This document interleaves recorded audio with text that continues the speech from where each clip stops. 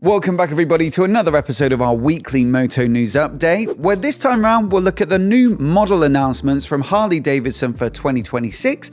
KTM have got a fresh look for their Duke lineup as well. There's a super sweet track kit for one of their bikes too, and Honda have also updated the paint on the Africa Twin. Now unfortunately there's a couple of Honda recalls out as well, but there's also news of a new spicy version of Ducati's DIAVEL on the horizon. We got the end of year sales figures for the UK motorcycle market, positive news for electric brand Stark, and we'll also round off with how one of the most bizarre looking products ever to come out of a motorcycle manufacturer might actually make it into production. But before we crack on with those Harley updates though, I saw this story on Ride Apart where they spoke to the CEO of Ford, Jim Farley, and he had a few comments on where he thinks Harley-Davidson needs to go. Now to be clear, he's also on the board of Harley. He's been there since 2021. How, active or influential he's been in that position, I'm not exactly sure.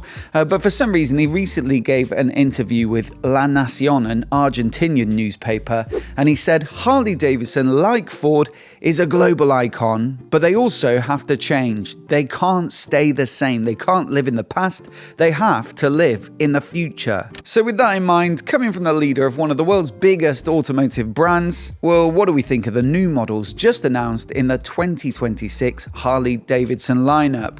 Now, just this week, they unveiled a new Street Glide and Road Glide Limited, new trikes, new CVOs, a fresh spec on the Pan America, and also some Liberty editions for 3 bikes. So here we go with the highlights. The new Street Glide Limited and Road Glide Limited are billed as deluxe Grand American touring motorcycles, and for 2026, they now get their big 117 cubic inch version of their Milwaukee 8 V-Twin, a new Rockford Fosgate audio system that's been improved a little bit, their latest Skyline OS infotainment system, which I have used on some of their other bikes and it really is actually quite good, and then also a redesigned luggage carrier and a few extra little enhancements to the comfort. Then we've got the Street Glide 3 and the Road Glide 3, so the trikes, both of these get new rear suspension for extra comfort now, and also that bigger 117 cubic inch engine. And then there's the CVOs, with CVO standing for Custom Vehicle Operations, so this is like their top spec models. There are 5 bikes for 2026, so the Road Glide, the Standard Street Glide, the Street Glide ST, the Street Glide Limited,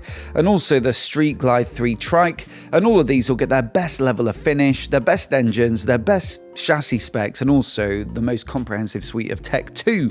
Thing is, they will cost quite a bit more than your average Harley, which is saying something, with the cheapest one starting at over 40 grand and that trike being over 50. For less than half that, you could get the Pan America 1250 Adventure bike, which now comes in a limited version, and that basically means it gets most of the accessories catalogue thrown in. So you get the luggage, the quick shifter, and some protection like the sump guard, the radiator guard, and all that sort of stuff. But I've got to say, this bike, when it was launched, massively divided opinion in terms of the looks. But for me, this green paint on the limited version with the graphics and also the black luggage, I actually think it looks pretty good. Then the final thing they announced was 2,500 bikes globally of the Street Glide 3 Limited trike, and also the Heritage Classic, which will now be available in this Liberty edition.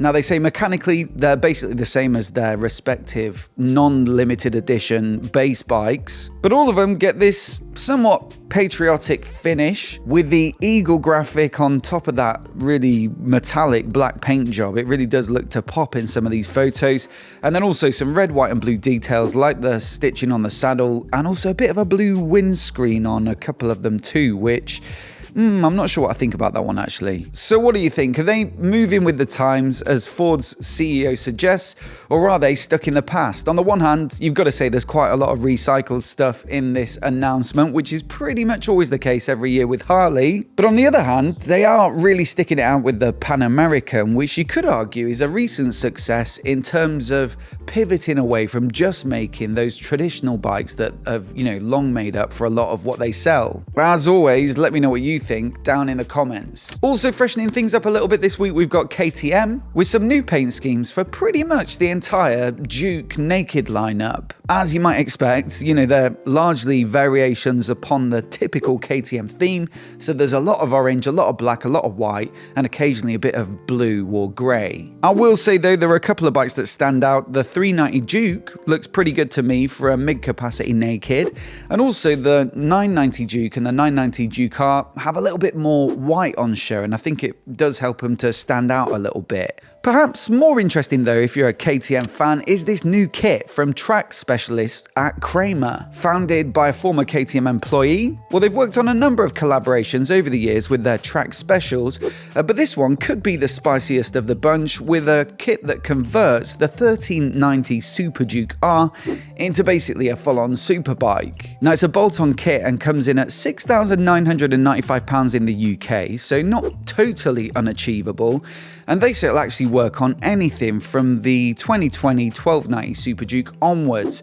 Apparently there's over 100 parts in the kit, and you've got stuff like clip-on bars, a CNC top yoke as well to match, adjustable racing foot pegs, a crash-resistant racing fuel tank as well, and of course the fairings, which do give it, I think it looks pretty good actually. Now, KTM once said they'd never make a large capacity sports bike again because they don't belong on the road, although that was Stefan Piro, who's now been booted out, but all the same, this might be the closest thing you'll get. Honda have also been on the updates as well this week with a selection of colours for the wonderful Africa Twin, with the base bike, which is also available with electronic suspension, now in a Grand Prix red, matte ballistic black metallic, and pearl glare white, which is obviously the best of the bunch because it gets the gold wheels and also the tricolour graphics. Then the Adventure Sports, which is of course a little bit more distance and touring focus, with the bigger tank, the lower ride height, the 19-inch front wheel. Well, that one comes in matte iridium grey metallic,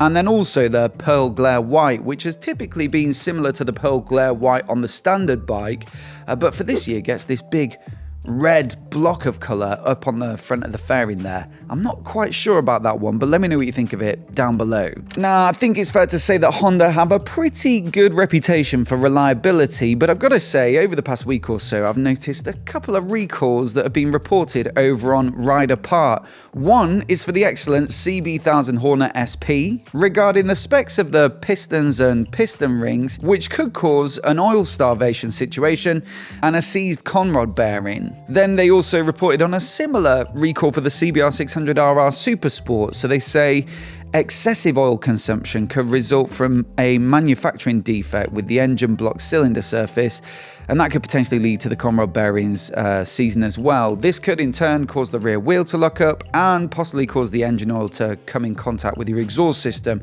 This could in turn increase the risk of a fire, crash, and/or injury. Definitely worth checking out if you've got either of those bikes. You can plug your VIN into the Honda website and check if it's affected. But does this, make you reconsider that reputation from Honda, or is it just par for the course to get a few recalls on bikes like this? Over at Ducati though, it looks like they're planning a new fancy pants version of their DIAVEL V4 with some new design filings recently reported by motorcycle.com. Now, as it stands, you've already got the standard bike, which is already absolutely bonkers fast. I tried it out a year or two back on this closed road in the UAE somewhere, and it handles like a super naked, and it's got the engine to back it up too. Or you can go even more bonkers with the RS version that recently got announced, and that one gets the engine derived from the Panigale, so it's a little bit more powerful even still. Thing is though, there's a big price gap between the two of them of about 10 grand, and so maybe to complete the lineup, a new S model would slot nicely in there. Now, with these pictures on motorcycle.com, you can see quite a few changes versus the existing base bike,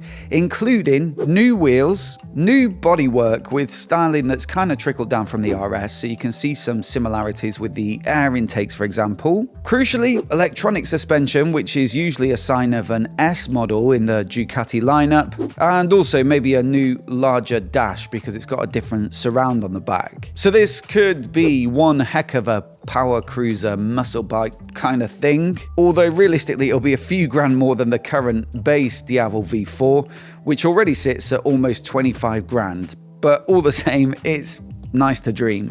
Now, there's been a lot of doom and gloom in the motorcycle market through 2025, with the MCIA, or Motorcycle Industry Association here in the UK, regularly reporting monthly sales figures that were massively down on 2024, and the impact was felt, out in the real world as well. We saw multiple major motorcycle dealerships closing down last year. MCN report, though, that the market could be about to bounce back, having recently spoken to Tony Campbell, CEO of said MCIA.